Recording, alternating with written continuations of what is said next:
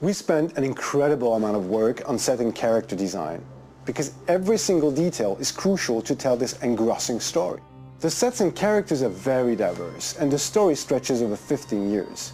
So the challenge for us was to achieve this diversity while keeping an organic look to it all, a visual coherence that makes everything fit together. So we start with a script. It's a really huge Bible describing all the location, the characters, and action sequence.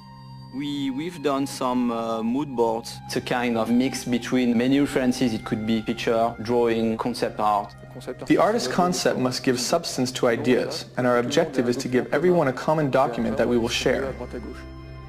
There is a first shield that I did like this, and then I made many variations to show how it could react to effects. We grab many pictures, and after that we create what we call pack design. A pack design is a kind of Bible linked to one sequence, one location on one main character. The 3D production is starting from this point, and we can produce internally by the Quantic Dream graphic team, but also with some outsourcing partners. On Beyond, it's quite challenging to design characters because they are based on famous actors. So as to really recognize their faces and their profiles, we use a thorough technical process with complete body scan, higher detailed scans for the face, and a photo shoot which is very precise to have all textures and skin colors of the actors. We just use the 3D scan as reference because scanning someone is not magic. We go to 3D and start building, sculpting the characters. To work on the character emotion, I really lingered over the expression, the eyes, the mouth, the same places that we look when we speak to someone. On each one of these parts, we could put the camera very close and see the pores of the skin, see that there is texture on the whites of the eyes. Our ability to provide careful attention to each detail enables the gamer to focus on emotion and on the actor performance. Nothing's gonna stop me from seeing her. We produced various effects on characters because they needed to react to all the things they go through. It means underlining their sadness with believable tears when they're in distress. They're back. They're all around me. And injuring them when they get into a fight. These elements had to be visible yet subtle in order to avoid caricature. This required close collaboration with the team in charge of lighting in order to correctly highlight these details. Tell them to leave me the fuck alone, because next time, I'll kill everyone.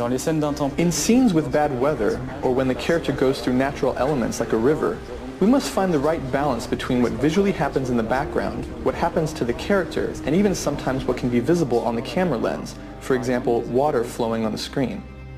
What was unique is being able to make Jodie evolve. We can follow her through many years, since childhood.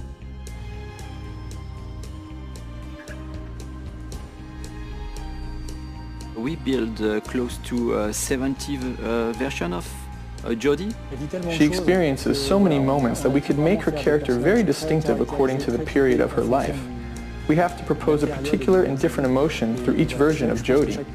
So we spend many time with the artist's concept and fashion designer to dress, to see how we could change the haircuts of an actor to make him younger or older in a consistent way.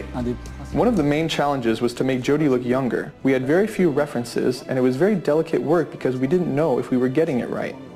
When we put the trailer online, Ellen came back to us and told us her mother had recognized her at the age of 9. That's the best compliment we can receive as character artists. Hello, Jodie. Come in. In Beyond, we follow mainly Jodie and also our close relation, for instance, Dawkins. I thought it would be a good idea for us to have a little chat, get to know each other a little better. We can see him growing and reaching maturity. He begins as a laboratory scientist and he finishes by directing a whole department. We wanted to give him a paternalistic side with Jodie, and at the end, an authoritarian aspect.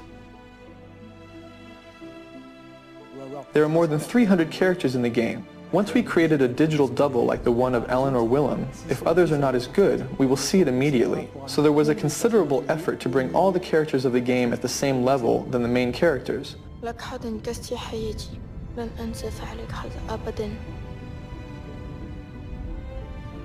highlight of Beyond was to go through an epic journey with Jodie, spanning 80 different set pieces. It's slightly different from Heavy Rain. We have a much more huge palette of scene and environments. It could be a Navarro desert, tiny rooms, huge complex.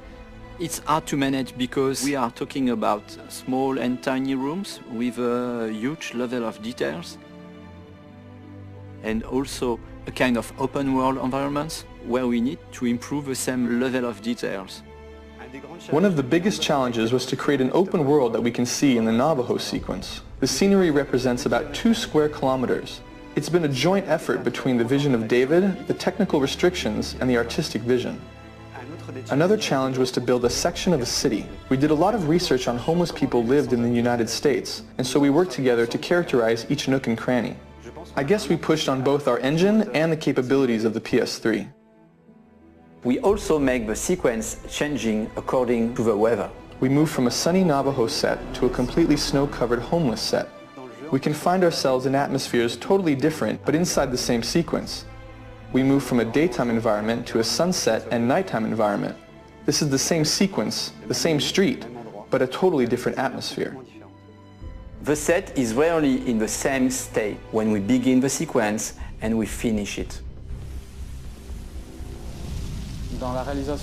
For all our effects, we relied heavily on our internally developed particle system because it allowed us to display a large number of small particles in which we could apply physics-based dynamics. Thanks to this, we've been able to have Jodie escape a collapsing, burning building, while at the same time outside there's a blizzard of about 50,000 flakes. In Beyond, we speak about Jodie, but also about our connection with an entity. It was a real challenge for us. When we go through an object, we have to foresee the interior of this object.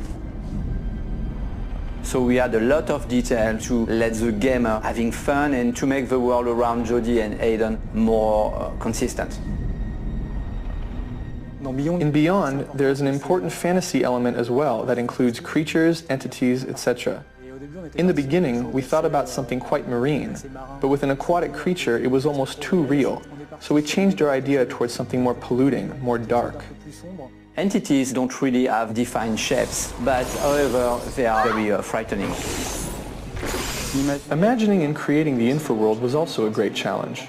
We had to think of a plausible, aesthetic way of representing what lies beyond. Souls disintegrating and taking shape again, for instance. Beyond is a very challenging project. Everybody in the team tried to push hard the limits of the PS3 just to be able to recreate this journey in the life of Jodie Holmes.